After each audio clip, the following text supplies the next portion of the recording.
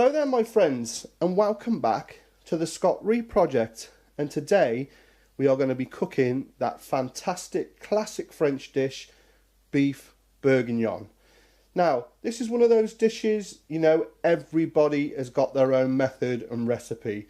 There are absolutely tons of recipes out there and videos, from the sublime Julia Child right through to Gordon Ramsay, but they've all got their own techniques, all different styles and all different ways to cook it. But what I want to do today is make the ultimate beef bourguignon, keep it simple and tasty. Now predominantly this meal is cooked by preparing your steak, browning it off, slow cooking it in the oven for 2 hours, and then an hour before the dish finishes, then you cook your bacon, your mushrooms and shallot and add it to your pan. Well, that seems a lot of hard work for me, and it's unnecessary, to be quite honest, because it doesn't affect the way the dish turns out. So I'm going to show you the best and the easiest way to a tasty beef bourguignon. So before we start then, we'll just have a quick look at what we got. As you can see there, I've got a kilo of chuck steak, nice cut of beef, got some marbling in, some fat, which will go into the sauce, 250 grams of bacon lardons, I've got 250 grams of button mushrooms, one whole onion diced. Now I've got about 12 shallots. These were bigger shallots, so I've cut them in half. I've left the root on so they don't collapse. You can use cocktail onions or pearl onions. Now another controversy, do you add carrots to your bourguignon? Well, I'm going to add one, which I've just diced small. I've got 2 cloves of garlic, my tomato puree, the star of the dish, a decent red wine, some oil, some brandy, some salt and pepper, and some flour to dredge our meat in. Now, I know it looks like a lot of ingredients, but once it's in the pot, in the oven, on a low heat, forget about it for 3 hours, brilliant. And I am going to show you how to do that now. So first thing we'll do is prepare our beef. So we got our chuck steak. You want nice chunky pieces, about that big, and all that lovely fat and sinew will break down in the cooking process and it will just add flavour. So I'm going to dice this up and then we're going to dredge it in our flour and start gently browning it off. Okay, the quickest and easiest way of dredging your meat so you don't get it everywhere is take a plastic bag, put in some flour, crank in some pepper,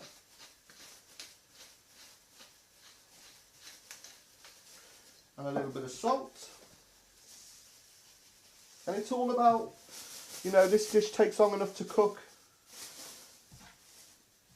so you want to, any way you can get round and make it easier for yourself, in my book, is a good idea. So just get all your meat in. I'm going to put it in 2 lots, so that bottom lot's already coated. Give it a quick spin, and then shifty about, shifty about. And you should have all your meat coated, ready to go, no fuss, no mess. It couldn't be easier.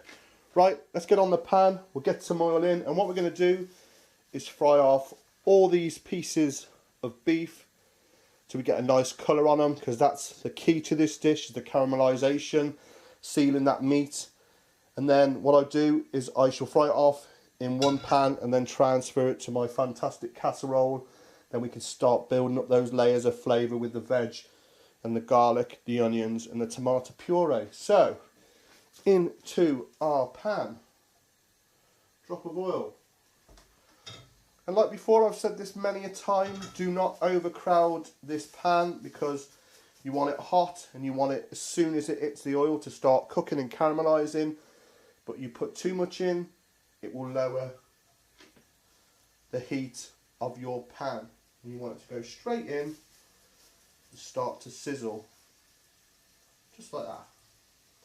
So I've got a kilo's worth of meat to do, and I don't think you want to sit and watch me do all that. So I shall see you by the magic of camera in 1, 2, 3. Now you'll have to excuse the sizzling on the camera, but this is an important part. You really need to get a good colour on your beef. Come here. And that's what you're looking for. That is all flavour, and every single piece needs to be like this. Don't be tempted to skip this part, you know, just take your time. If it takes 10 minutes each batch, do it. It will taste so much better for it. But that looks, look at that. Right, see you in a minute. So as you can see, I have got a good coloration on my beef, and that's what you want. Next, I'm going to add my branding. Now you can add your brandy with your wine. Don't know if you can see that. Just flame it. Let's turn these lights out. It's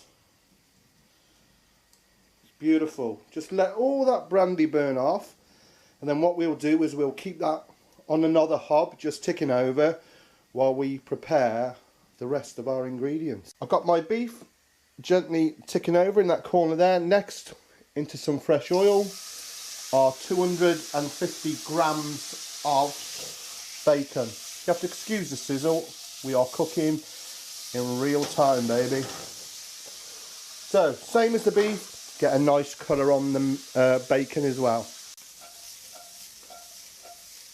Look at that. So there's our bacon. In with our beef, we got just gently on a low heat. I put a spot of water in just to keep it ticking over. I'm going to add just another spot of oil. Next we do the same with our onions.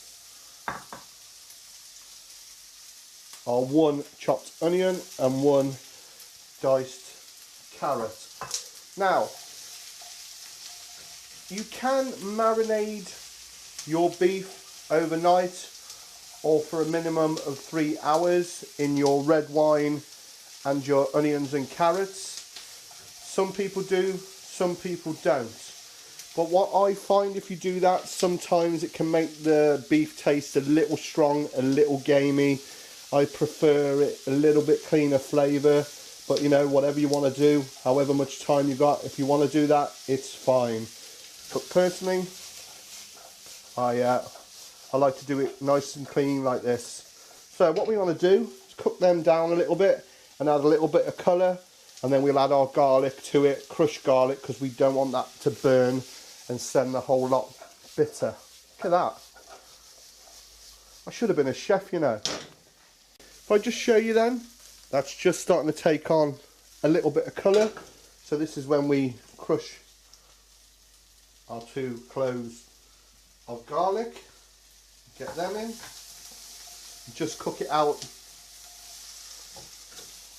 for a couple of minutes.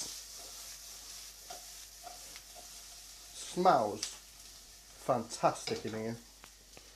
That looks amazing. We may need a bigger pot. So my garlic's been in there for a couple of minutes. I am just going to add about a couple of teaspoons of tomato puree. Lays down a nice base for what is this fantastic French stew. Just give that a bit of a shufty and cook that out as well, just to release all that tomato flavour. That's quite hypnotic, isn't it? So there's our carrots, our onions and our puree. Let's get it in with our beef. Now what we're going to do, I'm going to transfer that onto the back, and I'm going to add our fabulous red wine. Now I'm not putting any stock in mine, it's all pure wine. But look at that. Oh yeah. Now what I want to do is just gently bring that to a simmer, carefully.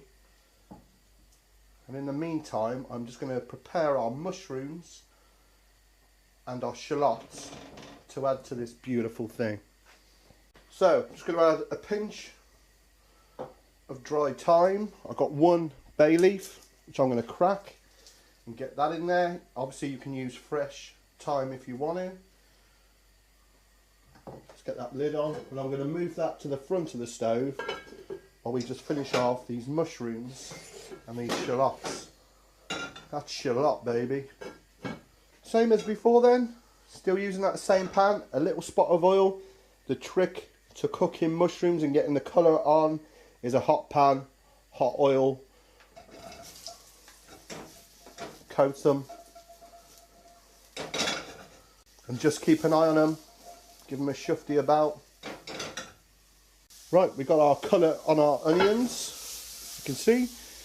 And the reason that this was normally cooked towards the end is obviously to keep them whole and not go mushy. But because this is cooked on such a low heat, it really, really doesn't make a difference. Doesn't make a difference whatsoever. They will stay whole and they will keep their integrity. So, in with my shallots, just to brown those off. So, we got colour on our shallots. Time to add it to our main dish. Now, how good does that look? And it's not even cooked. I don't think we could get any more in there if we tried. So, this is going in the oven then for at least 2 hours, maybe 3.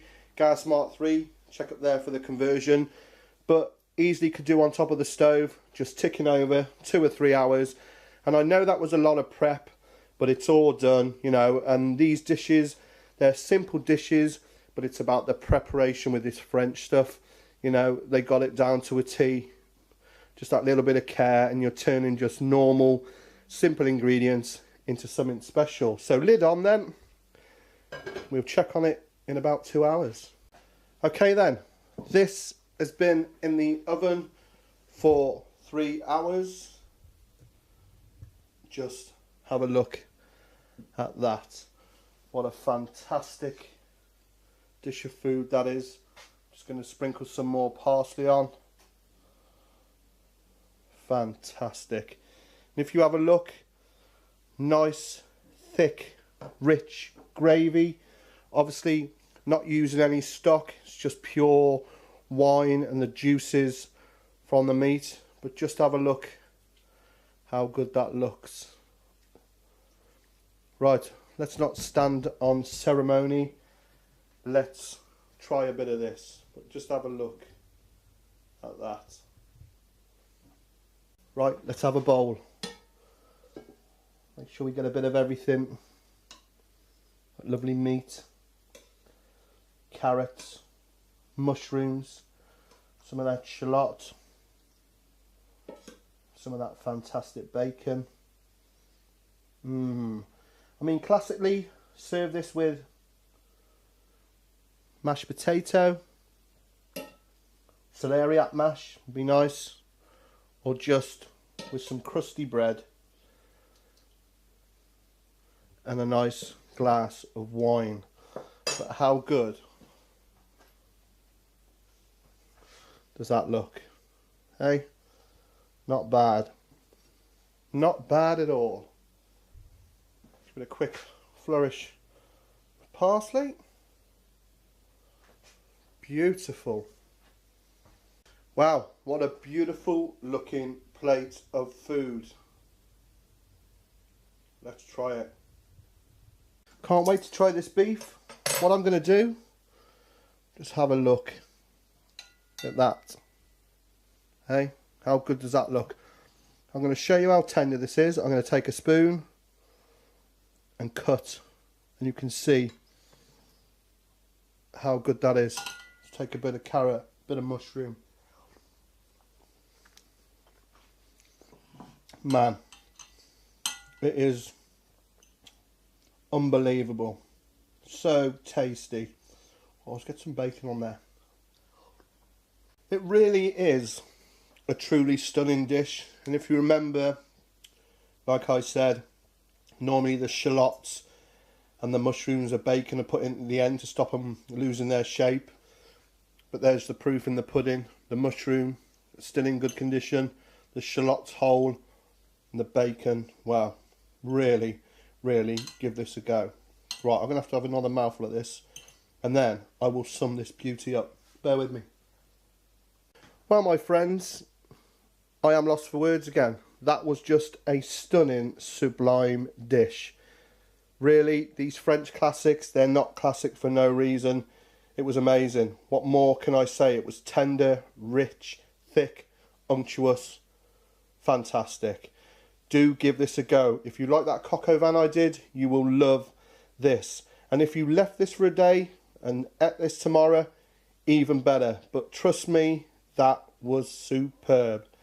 So if you've liked what you've seen today here on the Scott Reed Project, please like it and share it. Also find me on Facebook and Twitter at the Scott Reed Project. Please spread the word. The channel is growing. Thanks to you guys. I couldn't be happier. Most of all, people, subscribe. So until next time, take care. I am just going to eat the last of this.